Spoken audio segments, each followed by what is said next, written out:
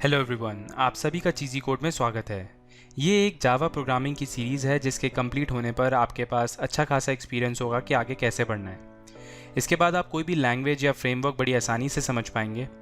ये सीरीज़ उन सब के लिए है जो प्रोग्रामिंग सीखना चाहते हैं। सारे कॉन्सेप्ट्स और लॉजिक बिल्कुल ज़ीरो से देखेंगे। आज के हमारे लेक्चर में हम देखेंगे कि व्हाट इज़ जावा, जावा है क्या, उसके कुछ फीचर्स के बारे में बात करेंगे, उसकी हिस्ट्री के बारे में बात करेंगे और भी बहुत कुछ। तो शुरू करते हैं हमारा लेक्चर। सबसे पहले देखते हैं व्हाट इज़ जावा। जावा एक प्रोग्रामिंग लैंग्वेज है जो सन माइक्रो सिस्टम्स में बनाई गई थी जेम्स गॉसलिंग द्वारा। इससे पहले इसका नाम ओक रखा गया था, बट ये नाम पहले से रजिस्टर्ड था, इसलिए बाद में चेंज करके इसे जावा रखा गया। कॉफ़ी को भी जावा कहा जाता है, इसलिए आप इसके लोगो में देखेंगे ये हॉट कॉफ़ी का कप है। तो ये था जावा के बारे में। इसके बाद जावा की कैटेगरीज देखते हैं। जावा को 3 कैटेगरीज में बांटा गया है। जावा स्टैंडर्ड एडिशन यानी जावा एसई, इसे हम कोर जावा भी कहते हैं, जो हम इस सीरीज़ में कवर करेंगे। उसके बाद आता है हमारा जावा का एंटरप्राइज एडिशन, जो एंटरप्राइज लेवल एप्लीकेशंस बनाने के लिए यूज़ होता है। इसे हम एडवांस जावा भी कहते हैं। इसमें सर्वलेट, जेएसपी, स्प्रिंग, ये सब जो है वो एंटरप्राइज एडिशन के अंदर आता है। इसके बाद आता है हमारा जावा का माइक्रो एडिशन, जो मोबाइल पे कोडिंग करने के लिए यूज़ होता है। जितने भी जावा इनेबल्ड फ़ोन्स हैं उस पर कोडिंग करने के लिए हम जावा माइक्रो एडिशन का यूज़ करते हैं। एंड्रॉयड और जावा माइक्रो एडिशन दोनों अलग चीज़ें हैं, बट दोनों में जावा का यूज़ होता है। तो ये थी कैटेगरीज। उसके बाद जावा के वर्जन्स की बात करते हैं। जावा का पहला वर्जन पब्लिक के लिए 1995 में आया था। उसके बाद जावा के काफ़ी वर्जन्स आए। हर वर्जन के साथ नई फंक्शनैलिटी ऐड की गई, नई क्लासेस ऐड की गई। जावा का लेटेस्ट वर्जन जो मार्केट में अवेलेबल है वो है जावा 8। तो ये सारे जावा के वर्जन्स अभी तक मार्केट में आ चुके हैं। JDK 1.0 जो 1996 में आया था, उसके बाद जावा 2 जिसे हम J2 SE भी कहते हैं, वो 1998 में आया था। उसके बाद जावा 5, जावा 6, डिफरेंट ईयर्स में डिफरेंट वर्जन रिलीज़ किए गए। जो करंट वर्जन है जावा SE 8 वो 2014 में लॉन्च हुआ था। उसके बाद काफ़ी सारे अपडेट्स आए हैं। मेन पॉइंट इन वर्जन्स को दिखाने का यही है कि जिस तरीके से एक सॉफ्टवेयर ग्रो करता है उसी तरीके से ये लैंग्वेज भी ग्रो कर रही है। हर वर्जन के साथ कुछ नए फीचर्स ऐड किए गए हैं जो प्रोग्रामर की प्रोडक्टिविटी को बढ़ाते हैं। प्रोग्रामर ज़्यादा प्रोडक्टिव होगा, वो कम समय में ज़्यादा काम कर पाएगा। तो ये था जावा के वर्जन्स के बारे में। उसके बाद देखते हैं जावा की ज़रूरत क्या थी, क्यों ये लैंग्वेज बनाई गई, नीड क्या थी इसकी जिस वजह से इसे डेवलप किया गया। सन माइक्रो सिस्टम्स बहुत सारे डिवाइसेस के लिए सॉफ्टवेयर बनाती थी। ये सॉफ्टवेयर C या C++ में लिखे जाते थे, क्योंकि उस समय की जो पॉपुलर लैंग्वेजेस थी वो C या C++ थी। बट इन सॉफ्टवेयर्स के साथ एक प्रॉब्लम थी। विंडोज़ मशीन के लिए जो कंपाइल्ड प्रोग्राम था वो अदर प्लेटफॉर्म्स पर नहीं चलता था, वो सिर्फ विंडोज़ पर ही चलता था। अदर प्लेटफॉर्म जैसे कि Unix, Macintosh, Linux etcetera, same program को दूसरे प्लेटफॉर्म्स पर चलाने के लिए उसमें कुछ चेंजेस करने पड़ते थे जो प्लेटफॉर्म बेस्ड होते थे, और उन्हें दोबारा कंपाइल करना पड़ता था। आसान शब्दों में अगर कहें तो विंडोज़ के लिए अलग कंपाइल करना पड़ता था, मैकिन्टॉश के लिए अलग कंपाइल करना पड़ता था, एंड सो ऑन। तो उन्हें एक ऐसी लैंग्वेज चाहिए थी जो प्लेटफॉर्म इंडिपेंडेंट हो, मतलब जो कंपाइलर का आउटपुट है वो किसी भी मशीन पर चल जाए, उस प्रोग्राम में कुछ चेंजेस ना करने पड़े। तो उन्होंने ये लैंग्वेज बनाई जिसका नाम था जावा। जावा एक प्लेटफॉर्म इंडिपेंडेंट लैंग्वेज है। प्लेटफॉर्म इंडिपेंडेंट का मतलब है कि सेम प्रोग्राम जो आपने विंडोज़ मशीन के लिए कंपाइल किया है वो किसी भी मशीन पर चल जाए। तो इसको इमेजेस के थ्रू समझते हैं। ये मेरा सोर्स कोड है जो C या C++ में लिखा हुआ है। अब मुझे इस प्रोग्राम को विंडोज़ मशीन पर चलाना है तो मुझे विंडोज़ का कंपाइलर यूज़ करना पड़ेगा।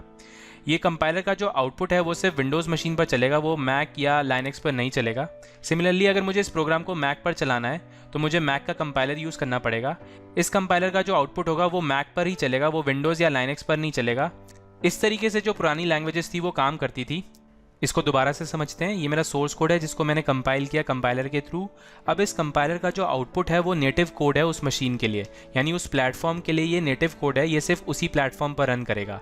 फॉर एग्जाम्पल अगर मैंने इसे विंडोज़ के लिए कंपाइल किया है तो जो कंपाइलर का आउटपुट है वो सिर्फ विंडोज़ मशीन पर ही चलेगा। तो ये प्रॉब्लम थी जिसकी वजह से जावा की ज़रूरत पड़ी। उसके बाद देखते हैं जावा ने ऐसा क्या चेंज किया जिसकी वजह से ये प्लेटफॉर्म इंडिपेंडेंट लैंग्वेज बनी। ये मेरा सोर्स कोड है जिसको मैंने कंपाइल किया। अब C या C++ जैसी लैंग्वेजेस में क्या होता है, जो इस कंपाइलर का आउटपुट होता है वो मेरा नेटिव कोड होता है, यानी वो जो आउटपुट होता है वो उस प्लेटफॉर्म पर ही रन कर सकता है। बट जावा के केस में ऐसा नहीं होता। जावा के केस में क्या होता है, जो इस कंपाइलर का आउटपुट है वो एक तरीके का कोड है जिसको हम बाइट कोड कहते हैं। तो ये जो बाइट कोड है वो मेरा नेटिव कोड नहीं है, मतलब ये किसी भी प्लेटफॉर्म पर रन नहीं कर सकता। इसको रन करने के लिए मुझे इसे नेटिव कोड में कन्वर्ट करना पड़ेगा। यानी इस बाइट कोड को अगर मुझे विंडोज़ पर रन करना है तो मुझे एक सॉफ्टवेयर चाहिए जिसका नाम है JVM।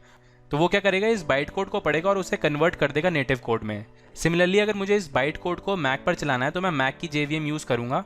वो क्या करेगी, इस बाइट कोड को पढ़ेगी और इस मैक के लिए मेरा नेटिव कोड जनरेट कर देगी, एंड सो ऑन।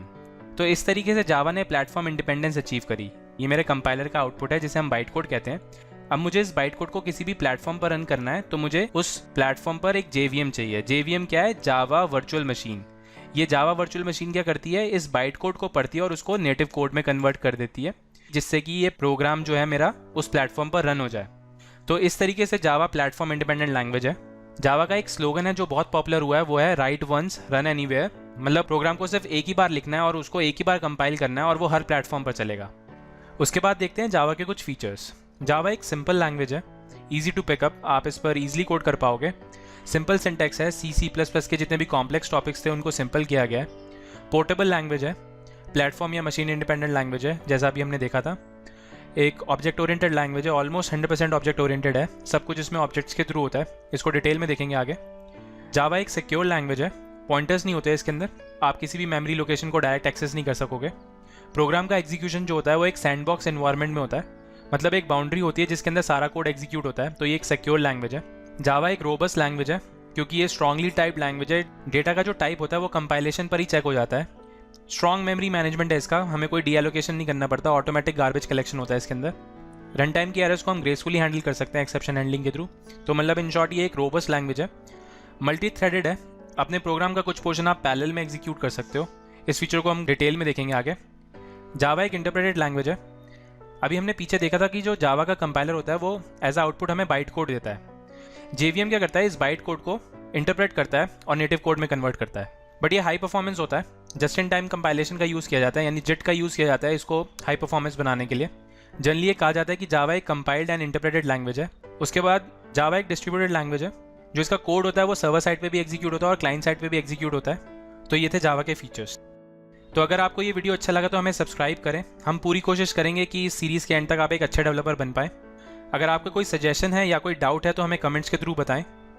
अगर आप प्रोग्रामिंग के बारे में कुछ भी नहीं जानते हैं तो आप हमारी एक video basics of computer programming देख सकते हैं, जिसका लिंक आपको डिस्क्रिप्शन में मिलेगा। मोर इन्फॉर्मेशन के लिए आप हमारी साइट भी विजिट कर सकते हैं cheezycode.com। Till then, thank you for watching. आपका दिन शुभ हो। धन्यवाद।